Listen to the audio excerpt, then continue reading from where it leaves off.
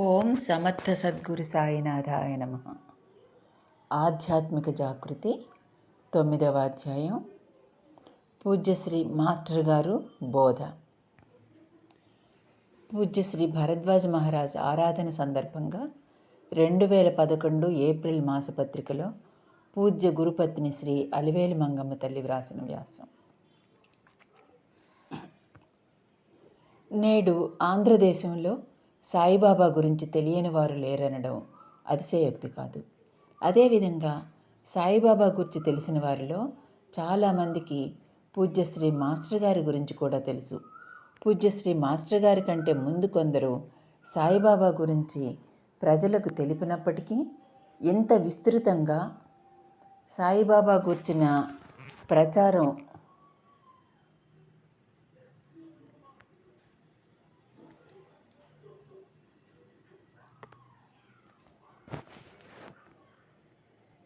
ప్రచారం జరిగింది పూజ్యశ్రీ మాస్టర్ గారి వల్లనేనని ఘంటాపథంగా చెప్పవచ్చు.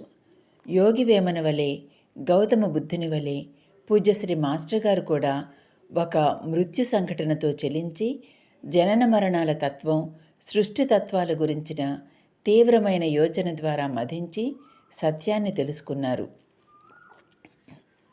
అట్టి స్థితిలో ఉన్న ఆయనకు శ్రీ షిరిడి సాయిబాబా ఆధ్యాత్మిక అనుభవాన్ని ప్రసాదించారు.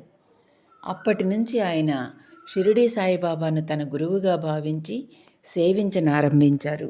అప్పటి నుండి ఆయన తనకు తెలిసిన వారందరికీ సాయి గురించి బోధించనారంభించారు.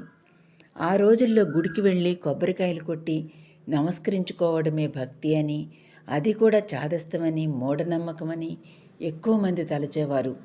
అటువంటి రోజుల్లో పూజ్యశ్రీ మాస్టర్ గారు చెప్పే సాయితత్వం గురించి విశ్వసించగలవారెవ్వరు? అప్పటి తల్లిదండ్రులకు తమ పిల్లలు ఎటువంటి దుర్వ్యసనాలకు అలవాటు పడినా పర్వాలేదు కానీ సాయి భక్తిలో పడితే మాత్రం భయపడిపోయేవారు. అయినా పూజ్యశ్రీ మాస్టర్ గారు కాలప్రవాహానికి ఎదురీదారు. తమ వద్దకు వచ్చే ప్రతి వారికి తాము నమ్మిన సత్యాన్ని ప్రబోధిస్తూ వచ్చారు. ఆయన అనేవారు, అస్తవ్యస్తమైన నేటి సమాజానికి సరి అయిన ఔషధం ఆధ్యాత్మికత మాత్రమే. సరి అయిన మార్గం లభించక ప్రజలు పక్కదారి పడుతున్నారు. నేటి కాలానికి అనుగుణమైన అవతార పురుషుడు శ్రీ సాయిబాబా మాత్రమే. అట్టి సాంప్రదాయం ఈ సమాజంలో వృద్ధి చెందాలి. అప్పుడే శాంతి సౌఖ్యాలు సాధ్యం. అయితే నేను చెప్పినది ఇప్పుడే సాధ్యపడుతుందని నేను అనుకోవడం లేదు. నేను బీజం వేస్తున్నాను అంతే. అది ఎప్పటికైనా ఫలవంతమై తీరుతుంది. అదే నా దృఢ విశ్వాసం. ఆంధ్రదేశంలో గురు సాంప్రదాయం లుప్తమైంది. ఆ సాంప్రదాయం తప్పక రావాలి. అందుకని లౌకిక విద్యతో పాటు మన పిల్లలకు ఆధ్యాత్మికత కూడా నేర్పాలి. మారుమూల గ్రామాల్లో కూడా రామ మందిరాల వలె సాయి మందిరాలు రావాలి.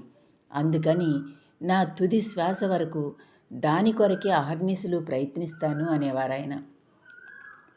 అట్టి ఆయన కృషికి ఫలితం ఈనాడు మనం చూస్తూనే ఉన్నాం. ఆనాడు సాయిని పూజిస్తే పిల్లలు చెడిపోతారనుకునే తల్లిదండ్రులు నేడు సాయిని సేవించని తమ పిల్లలను చూసి ఆందోళన చెందుతున్నారు. తమ పిల్లలు సాయి భక్తులు కావాలని కోరుకుంటున్నారు. సాయిని భజిస్తుంటే చూసి ఆనందిస్తున్నారు. ఆనాడు ఆయన ఎన్నుకున్నది సరి అయిన మార్గం అనడానికి ఇంతకన్నా నిదర్శనం ఏం కావాలి? కానీ సాయిని కేవలం కోరికలతో సేవించడం మాత్రమే చాలదని, సాయి చెప్పిన సూక్తులను ఆచరణలో పెట్టే ప్రయత్నం తప్పక చేయాలని, అప్పుడే సాయి కోరిన సర్వమానవ సభ్రాతృత్వం పెంపొందగలదని ఆయన ప్రబోధించారు. సర్వమతాల సమైక్యతే సాయి అవతార లక్ష్యమని. కానీ నేడు మతాల మధ్య, ఒకే మతంలోని వివిధ సాంప్రదాయాల మధ్య, అంతేగాక సాయి సాంప్రదాయంలోని వివిధ గురువుల మధ్య, అట్టి ఒకే గురువు యొక్క శిష్యుల మధ్య భేదాభిప్రాయాలు పెరిగి ముఠా తగాదాల క్రింద పరివర్తన చెందడం చూసి ఆయన ఎంతగానో బాధపడేవారు. అందుకనే మందిరాలు, భక్త సమాజాలు ఎలా ఉండాలో, సాయి భక్తులు ఎలా మసలుకోవాలో వివరించేవారు. ఆయన అన్ని ఆధ్యాత్మిక సాంప్రదాయాల సాధనలను ఔపోసన పెట్టారు. అందుకని ఏ సాధన గురించి అయినా ఆయనకు క్షుణ్ణంగా తెలుసు. ఆయన వైజ్ఞానిక శాస్త్ర పరిశోధనలను పరిశీలించారు. ఆధ్యాత్మికతకు ఆధునిక విజ్ఞానానికి గల సారూప్యత గురించి తెలియజెప్పారు. సకల మతాల గురించి తెలుసుకుని సకల మతాల సారము సమైక్య జీవనమేనని చాటి చెప్పారు. ఈ విషయాలనే విజ్ఞాన వీచికలు, మతం ఎందుకు, ఏది నిజం అన్న గ్రంథాలలో క్లుప్తంగా వివరించారు. అందుకే ఒక ఆయన అన్నారు, భరద్వాజ అన్ని రకాల కూరగాయలమ్మే వ్యక్తి వంటివాడు. జిజ్ఞాస అనే ధనంతో ఎవరికి కావలసిందో వాళ్ళు కొనుక్కోవచ్చు అని. ఈ మాటలు అక్షర సత్యాలు. ఆయన తమ వద్దకు వచ్చిన వారికి ఎవరికి కావలసింది వారికి ప్రేమతో ప్రసాదించారు. నాకేది శ్రేయస్కరమో దానినే ప్రసాదించు అనే కోరిక మాత్రమే ఉత్తమమైనదని చెప్పినప్పటికీ తన వద్దకు వచ్చేవారి ఐహిక కోరికలు తీర్చుకోవడానికి అవసరమైన సూచనలు ఇచ్చేవారు. ఆయన చెప్పిన మేరకు శ్రీ సాయి లీలామృతం, శ్రీ గురుచరిత్రలు పారాయణ చేసి ఎందరో తమ అభీష్టాలను నెరవేర్చుకుంటున్నారు. వారి వారి కోరికలు తీరడం వల్ల ఎందరో సాయి భక్తులై సాయిని విడువకు సేవిస్తున్నారు. పిలిస్తే పలికే దేవుడుగా నేడు సాయి ప్రపంచమంతటా విరాజిల్లుతున్నారు. అయితే కేవలం కోరికలను తీర్చుకోవడం కోసం మాత్రమే సాయిని సేవించడం వల్ల కోరికలు తీరవచ్చు కానీ పెద్ద లాభమేమీ ఉండదని ఆయన చెప్పేవారు. కోరికలను తీర్చుకోవడం వల్ల ఇంకా ఇంకా కోరికలు కోరడమే జరుగుతుంది. కారణం, కోరికలకు అంతుండదు. దేనినైనా ప్రసాదించగల సర్వసమర్థుడైన సాయిని కేవలం లౌకిక కోరికలు తీర్చమని అడగడం నాకు ఈ పూటకు షడ్రసోపేతమైన భోజనం పెట్టమని అడగడం లాంటిది. కనుక సాయిని కోరవలసింది అది మాత్రమే కాదు. కోరికలు తీరడం వల్ల తాత్కాలిక సంతోషం కలగవచ్చు, కానీ జీవితంలో అనేక కారణాల వల్ల అశాంతి కలుగుతుంది. కనుక ఆ అశాంతిని తొలగించుకునే మార్గం తెలుసుకోవాలి. ఉదాహరణకు, పిల్లలకు పెళ్లి కావాలి, పిల్లవాడికి ఇంజనీరింగ్ సీటు లేక ఉద్యోగం, ఇలా కొన్ని కోరికలు తీరాలి గనుక బాబాను అవి తీర్చమని ప్రార్థిస్తాం. అవన్నీ తీరుతాయని అనుకుందాం.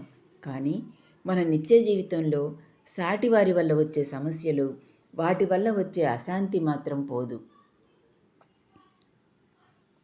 ఉదాహరణకు, ఒకరికి పైన చెప్పుకున్న కోరికలు తీరుతాయి, కానీ భర్త వల్లనో భార్య వల్లనో తల్లిదండ్రులు, అత్తమామలు, వదినలు, ఇంకా సమాజంలో ఇతరులు, ఇలా అవతలి వారి వల్ల వచ్చే సమస్యలు మనశ్శాంతి లేకుండా చేస్తాయి. మరి వాటిని లేకుండా చేసుకోవడం ఎలా? దీనికి పరిష్కార మార్గం బాబా ఏం చెప్పారు? వాటిని నిత్య జీవితంలో ఆచరించడం ఎలా? అందుకు పరిష్కార మార్గం బాబా చెప్పిన సూక్తులను ఆచరించడమేనని పూజ్యశ్రీ మాస్టర్ గారు చెప్పేవారు.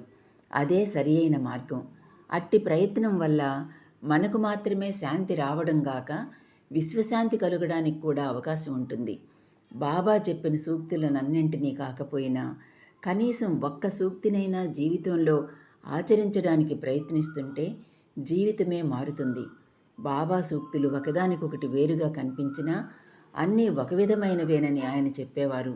అంతేగాక వాటిలో ఒకదానికి మరొకదానికి ఇలా అన్నింటికీ సంబంధం ఉన్నదని ఆయన చెప్పేవారు. ఉదాహరణకు, తల్లికి తగిన బిడ్డలు కండి, మీ ఆధ్యాత్మిక భాండాగారాలను నింపుకోండి అన్న సూక్తికి, అసూయను జయించు అన్న సూక్తికి సామ్యమెక్కడా అన్నదానికి సమాధానంగా ఆయన ఇలా చెప్పారు. ఎవరి మీద అసూయ చెందవద్దు అని బాబా అన్నప్పుడు ఈ అసూయ చెందడం గురించి బాగా ఆలోచించాలి. మనకెందుకు ఇలాంటి ఆలోచనలు వస్తున్నాయి? దీనివలన లాభం ఏమైనా ఉందా అని ఆలోచించాలి. ఉదాహరణకు, మన పిల్లవాడికి ఇంజనీరింగ్ సీట్ రాలేదు, మరొకరి పిల్లవానికి వచ్చింది. అప్పుడు మనకు అసూయ వచ్చిందని అనుకుందాం. మన పిల్లవానికి రానందువల్ల మనకు నష్టం కావచ్చు, కానీ అవతలి వారి పిల్లవానికి వచ్చినందువలన మనకేం నష్టం? ఒకవేళ మనం అసూయ పడినప్పటికీ అతనికి ఏమీ జరగదు కదా. అందువలన మన పిల్లవానికి సీటు రాదు కదా. అటువంటప్పుడు అసూయ చెంది లాభమేమిటి? అలాగాక మన పిల్లవానిని తర్వాత ఏం చేయించాలో ప్రయత్నం చేయాలి కానీ అసూయ చెందడం వల్ల లాభమేమీ ఉండదు. అందువలన బాబా చెప్పినట్లు అవతలివాడు బాగుపడడం వల్ల మనకేం లాభమూ లేదు, నష్టమూ లేదు.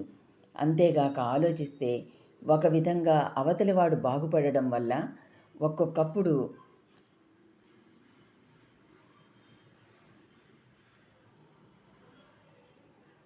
లాభం కలిగితే కలగవచ్చు కూడా.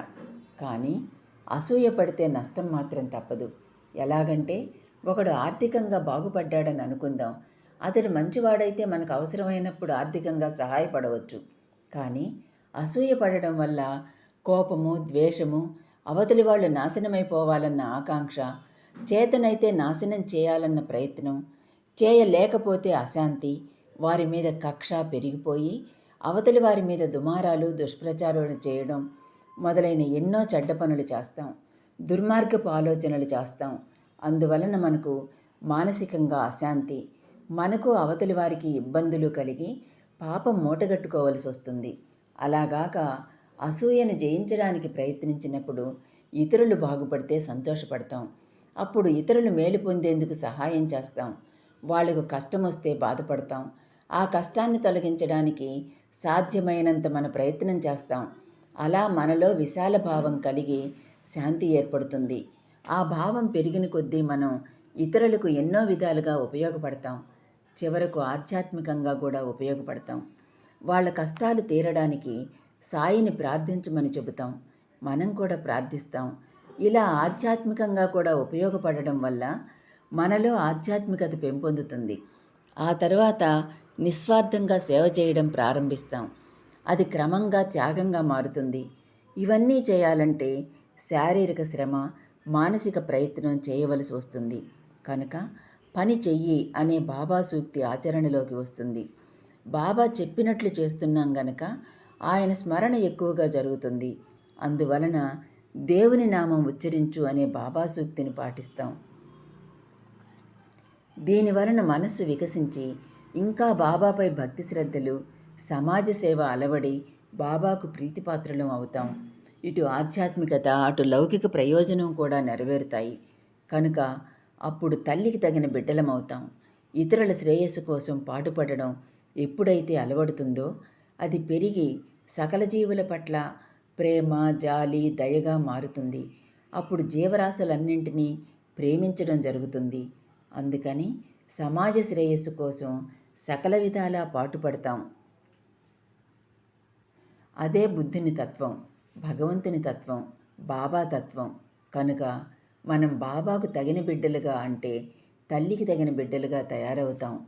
అదే బాబా మన నుంచి ఆశించేది. ఈ విధంగా పూజ్యశ్రీ మాస్టర్ గారు ఎన్నో విషయాల గురించి చెబుతూ ఉండేవారు.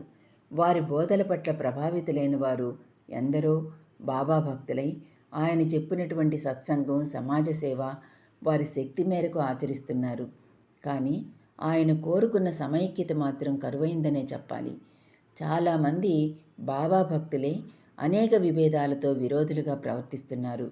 కనుక పూజ్యశ్రీ మాస్టర్ గారిని సేవించే వారమైనా అందరము కలిసిమెలిసి ఐహిక ఆధ్యాత్మిక పదంలో పయనించగలగాలని పూజ్యశ్రీ మాస్టర్ గారిని, శ్రీ సాయినాథుని హృదయపూర్వకంగా ప్రార్థిస్తున్నాను.